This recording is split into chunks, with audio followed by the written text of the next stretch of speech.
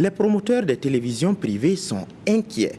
La raison est qu'en novembre 2019, le Burkina Faso va basculer totalement vers la TNT, la télévision numérique terrestre. Selon eux, ce processus irréversible aura des conséquences sur la viabilité des télévisions privées.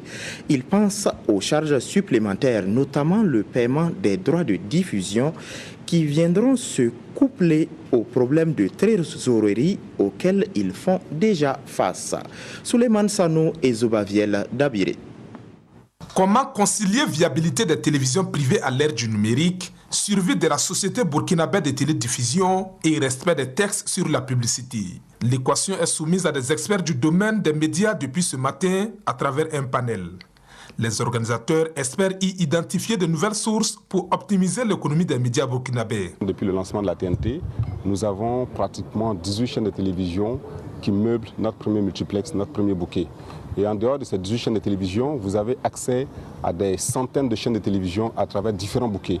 Il va sans dire que le marché ne s'élargit pas autant.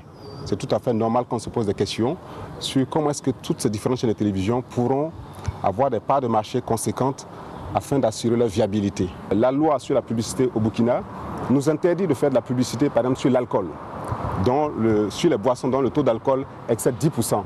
Pendant ce temps, en Côte d'Ivoire à côté, un promoteur d'alcool peut aller faire la publicité sur la RTI, peut aller faire la publicité sur Nollywood et arroser le paysage burkinabé où le produit est vendu. Nous, on a un manque à gagner, d'autant plus que notre loi nous empêche de faire cette publicité. Et pendant ce temps, le produit est vendu sur le marché burkinabé. Dans cet exercice, les promoteurs des télévisions privées peuvent compter sur le soutien du Conseil supérieur de la communication.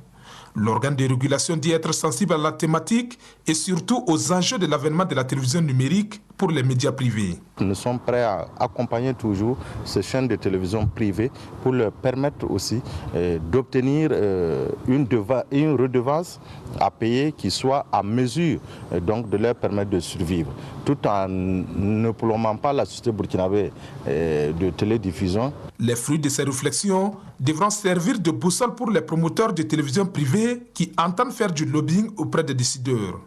Cela y va de la survie de leurs entreprises, selon Issouf Sari.